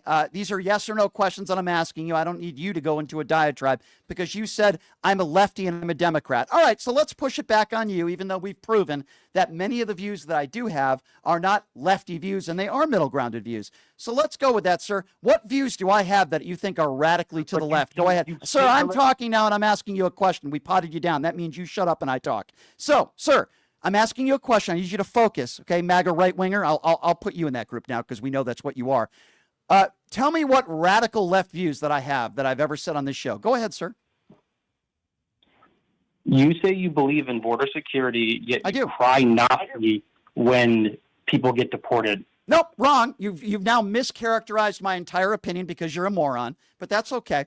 And by the way, I'm not crying about it. I'm speaking about it on a radio show. So you making that claim shows you how dumb you are. What I'm speaking to is everybody deserves the right to due process.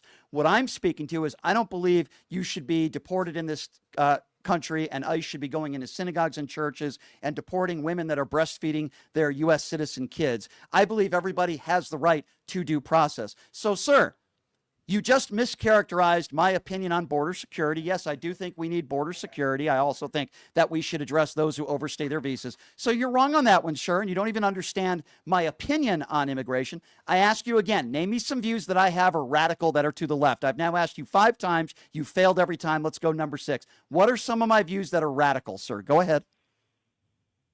First off, I didn't use the word radical. Okay. I called you a Democrat. Gotcha. You need to come out as a Democrat. So what am I? I think you need. Okay. So tell me. No conservative. So tell me. Not an independent. Name me. I'm asking you to name me some views. I've asked you now 7 times. What's a lefty view that I have that you would consider a lefty view? 6? I'm sorry. You skipped number 6. Okay. So let's go number 6, sir. Give me a view. I'm still waiting. All right, number 6. Yeah, let's go. I'm still waiting, dumbass. Give me one. You still waiting. Claim. Can I speak, man? Can I speak? You keep interrupting me. We're waiting. You keep interrupting me. We're waiting. Still waiting. When are you going to pay back your? Still waiting. See, he doesn't want to ask a question. I catch him. He's not willing to give me anything on the left. And by the way, some of my views do lean to the left. Some of my views could lean to the right. It's what we call an independent, but this guy is so stupid, he doesn't seem to understand that. I've given him 5, 6, 7, 8, 9 chances. He has yet to come up with one specific thing that I am for that is way to the left. He says, why don't you just come out as a Democrat? Well, let me tell you something. I think Larry has come out as your typical middle-aged white guy, dumb MAGA moron who doesn't know how to have a debate, doesn't know how to have a conversation, and then when gets caught and can't come up with any reasoning to his stupid opinions, he makes a weird statement and makes an analogy to me being pro-LGBT community, which I'm sure he's not, and then correlates that to I should come out as a Democrat. I think Larry should come out as a special needs person. And quite frankly, I think your special need, sir, is that you need some therapy and you need some education. That's your special need. You need to go back to school and get your GED. You need to go back to school and learn how to have a conversation. Thank you for the call, sir. 702-221-7283. As somebody on the line, on the chat just said, that wasn't much of a debate. I agree. Let's go to Damon. Damon is next up on PTL. Hey, Damon, what's going on? Nothing much, Brian. It's tripped out now. Because all the buffoons got now, they coming at you like the jerky boys. They want to fool you. It's like they trying to be funny instead of giving you the facts or whatever. And when you was talking the other day, about the radio station you was at and how much you hated it. I'm pretty sure I knew what you was talking about. You probably did.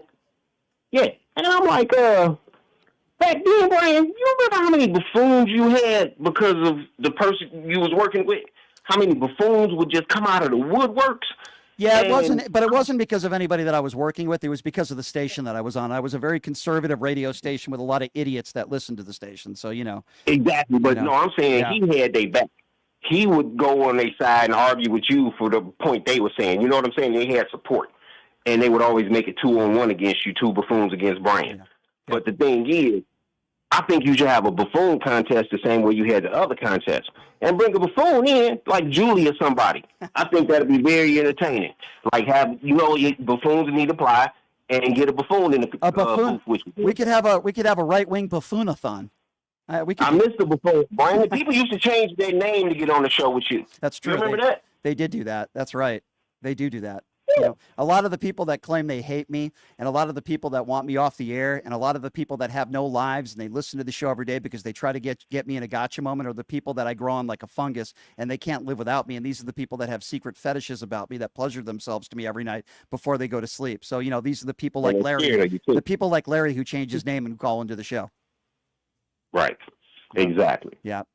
I'll think about that, Damon. I'll take that under account. Keep it up, Brian. That shows how far you came. They're scared of you, Brian. They're scared of you. Thank you, Damon. I appreciate you for saying that. That's very kind of you. I appreciate your call, my friend. Let's go to Terry. Terry is next up on PTL. Hey, Terry, what's going on? Terry, are you there? Caller and Lauren. Yes. I have asked this question before when you've had people on like this when it comes to immigration because I'm at my wit's end. I just want Lauren to call back and tell me and your listeners how he has been personally harmed or affected by an immigrant. And I can tell you I have asked that question over and over again to my MAGA family members, and I never get an answer. Mm-hmm. I think the reason why you never get an answer is because they don't have one. They can't justify their, it's kind of like when someone has bigoted views when it comes to the LGBT community, and then they hide behind their religion, right? Instead of coming up with their reasoning, which is they don't like homosexuals, they hide behind their religion. It's the same thing. I totally agree. And it's funny because I have a sister and a brother-in-law who own a gas station. She did respond and she said, I don't like it when they come in with their dirty money and hand it to me. And I looked at her and I said, are you kidding me? They are supporting your business. You've got to be kidding me. Yeah. It doesn't... Anyway, the last thing I want to mention is I appreciate all the issues you raise on your show, Brian. I truly do. And especially the one with RFK. He is beyond despicable with the vaccines. My husband and I are elderly, and we're concerned right now about our own level of immunity. Because do we still have the immunity from our shots years and years ago? Am I going to get on a plane and get the measles? I mean, it's just absolutely... Robert F. Kennedy Jr. spreading misinformation about those vaccines, saying that, and it's fetal cells, which, by the way, are not true. It's not true at all. They've been purified. Again, Robert F. Kennedy Jr. spreading misinformation. I appreciate the call, my dear. Let's hang in there, and we'll get through this together. MAGA Destroyer Darlene always has her time on this show. Darlene, the floor is yours, my dear. Go right ahead. Hey, Brian. Brian, I made a mistake. The other day, I thought it was National Mega Idiot Day. Well, I think it's today also because you had idiots calling in today that don't know nothing. You're right. MAGA Herpes Day. It's MAGA Herpes Day. Yeah. But anyway, I have a question, Brian. Yes, ma'am. I want to know, and I'm asking America, why is it acceptable to, in the United States of America, why can they, my mind just went blank. Why can they threaten schools and say, if you don't do something this way, we're going to withhold your funding? And I'm going back to Oklahoma. I got a better one. Oklahoma. I got a better one for you. I got a better one for you. How can the guy who defrauded people, who went to Trump University, who ran an alleged college that turned out to be a Ponzi scheme, tell other colleges and universities what to do? How about that? Isn't that something? Yeah. Well, the guy that's ahead of our education in Oklahoma, Ryan Walters, he was threatening our schools They are going to have to teach the discrepancies about the Trump 2020 election in our schools. Yeah. He said, if you don't do it, we're going to withhold funding. How is that correct, you guys? How is that impossible? Somebody tell me. I don't. When Donald Trump is president of the United States, Darlene, I would say anything is possible, and we have to be prepared for that. Darlene, it's really good to hear from you, and I appreciate your phone call. Thank you so much. We got our next guest that's going to be coming up here in just a few minutes, so we really probably can't take any more calls. We might try to squeeze in a few. Let's go to Kevin. Kevin is next up on PTL. Hey, Kevin, what's up? Hey, just a couple of things. Who was the woman you had on earlier as a guest? Okay, you're talking about Jennifer G. Vegas Starfish is also her name. Yep. I disagreed with her a little bit on one thing. She seemed to indicate that she thought it was a good foundation for us, good business reasons why MAGA people voted the way they did. Yeah. But I think that I think that there's truth to that. But I think the reason is because of Fox and other right-wing media.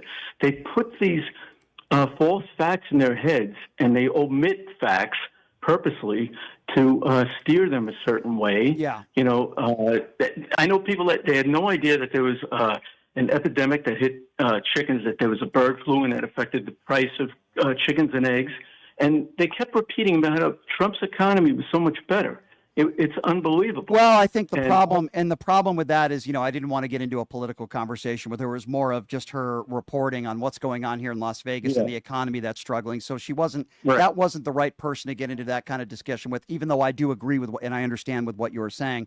They hear misinformation. They tend to think that the economy was better under Donald Trump, which it wasn't. We know that it wasn't based on every barometer and standard, even before COVID hit. So I totally understand where you're coming from, and I agree with you. But it's just one example of how, we're going into this country is going backwards fast. And exemplified by those MAGA callers that you just trounced. I mean, it just, you expose them, and it shows that they never have information. They never have facts. I'm glad that you said, I agree with you. I'm glad you said that I exposed them, because we certainly wouldn't want them to expose themselves. And I'm not sure anyone else in the country would either. I appreciate the call, my friend. Thank you so much. It is Friday afternoon, and it's been a few weeks since she came to Las Vegas over the weekend to help celebrate my birthday with me. And man, we had a great time. We did a little bit of everything. Of course, I'm talking about the beautiful and talented and life coach and OnlyFans model, Nicole Mitchell, joining us right now, who is, by the way, I always like to brag about her a little bit. She's appeared on the Jimmy Kimmel Show multiple times. She was also on with Dr. Phil, a former pastor, now turned OnlyFans model. Brings us some great news. Nicole, it is good to see you, as always, looking great. How are you doing today? I'm so good. And I just have to say, for the record, Brian, I had the best time celebrating your birthday. The best time. That was such a fun weekend. It was. We did a lot of fun things, didn't we? We did so many fun things. Did you fill in your radio show when you got back from your birthday weekend? So a little bit. I didn't tell people everything we did. I'll keep that between us. But I will say that we did a lot of fun things. We relaxed at the pool all day, all weekend. I don't know. I could be wrong, but I heard you even might have canceled a photo shoot that you were doing so that you can hang out with us at the pool. So I don't know if that's how much I love you, Brian. You guys, I canceled a photo shoot to hang out with Brian. Well, we did the poolside. We went to a couple of clubs. We had a fantastic time. We did. And my birthday would not have been anywhere near as fun as it was without you, Nicole. So we miss you out here in Vegas. And the listeners miss you as well, because you haven't been here in a few weeks. So Nicole, we gotta talk about some positive stories. This is a very strange one, but it's a positive one. And I need you to talk to me about this one. There's a guy that got stuck in quicksand in Lake Michigan, and he came out with his new girlfriend. Explain to me this one. This is an interesting story. I picked this story, Brian, because I'm determined to manifest you a lover. So anyone who's listening who is a mature, emotionally intelligent, beautiful, gorgeous woman, I have a fantastic bachelor for you. You may know of him named Brian. But I read this story. I'm like, this is hilarious. Just how love can find you in the most bizarre moments. And this man, first of all, I always thought quicksand was kind of a joke, because we all were raised knowing about quicksand. None of us ever experienced quicksand. But this man literally turns around, steps into the sinkhole on the beach, He immediately gets sucked up to his waist. His girlfriend or friend, who became his girlfriend, tried to pull him out. She Wow. couldn't. They had to make multiple calls to 911 because they thought it was a prank. So they kept hanging up on this poor people. And so they finally get a hold of someone. They finally got people down there and they used a rope to pull him out. And that situation sealed the deal between these two friends, and they are now dating. What a cool story. And I'm thinking Right? to myself, if you're caught in quicksand, I mean, a 911 operator should probably always believe you're telling the truth, but like, hey, I'm stuck in quicksand. I need somebody to help me. I guess there are some people that might not find that story right credible or real, but yeah, I'm so glad that this man is okay, and now that's his girlfriend. Talk about a love story. Imagine what that wedding's going to be like. Hey, I fell in love with her the second she got me out of that quicksand. And that'd be a pretty cool speech to hear. All right, so Nicole, I'm pretty old. I just turned 45 years old. You're younger than I am, and you look about 30 years younger than I am. But the truth be told, I grew up in high school where we really didn't have cell phones. I think not until I was a senior in high school. I was 18 years old. And, cell phones can be good and bad, right? They can be positive in one aspect, but then you're on your phone all the time and it can be rude in front of your friends and family. And unfortunately, I do that a lot. Usually it's because of work purposes. But I'm learning that more than 90% of schools in England have now banned smartphone use. Tell me about this. You know what's so crazy is over 90% of schools in England have banned cell phone uses, and then without the government getting involved. These are all locally made decisions of like what is best for their students at school. And they have just found that even having a cell phone on their person, even if they're not actively looking at it, if it's in their backpack or in their pocket, they find that the mind is constantly wondering, did I get a text? Did I get notified? So they're pushing to have like phones completely removed or put in a lockbox at the beginning of the school day or at the beginning of each class. And surprisingly, in England, over 90% of schools have voluntarily done this, and they've only found it benefits the students and it's benefited the school.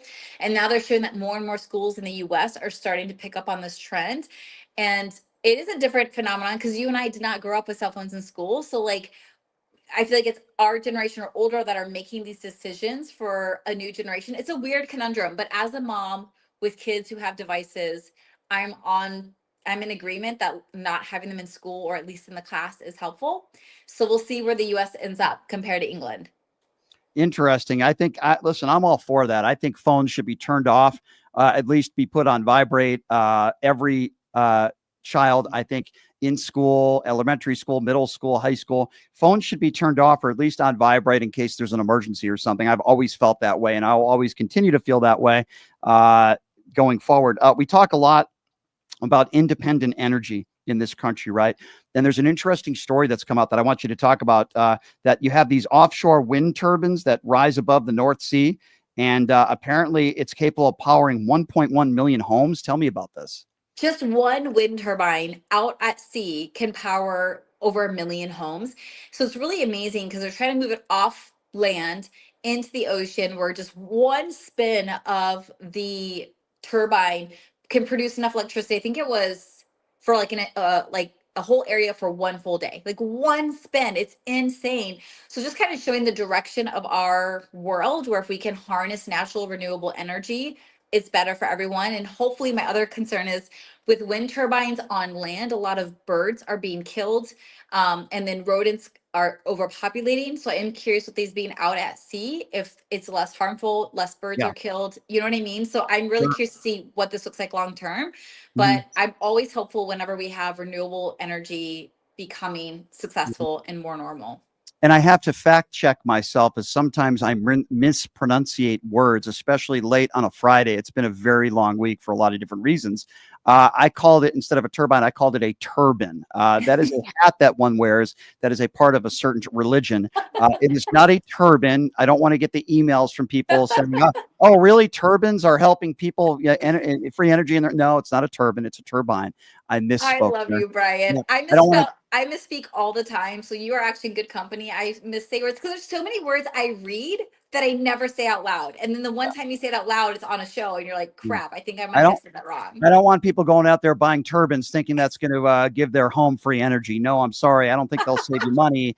You're welcome to buy a turban if you'd like to, but I don't think it's going to help you, at least not when it comes to that stuff. So turbine. Okay, I pronounced it wrong. I don't want to get the hate email from everybody out there because I know there's so many people out there that are just trying to get me. They're trying to get me, Nicole. What can I say? What do you got going on this weekend? Spending That's time good. with the team? I'm glad you're beating them to the punch. I love that Yeah. about you. You're so good. What am I doing this weekend? I'm gonna relax. As you know, it's been a whirlwind. I'm gonna lay by my pool. I'm gonna take lots of naps. I'm gonna hang out my OnlyFans DMs and just take it easy. What about you?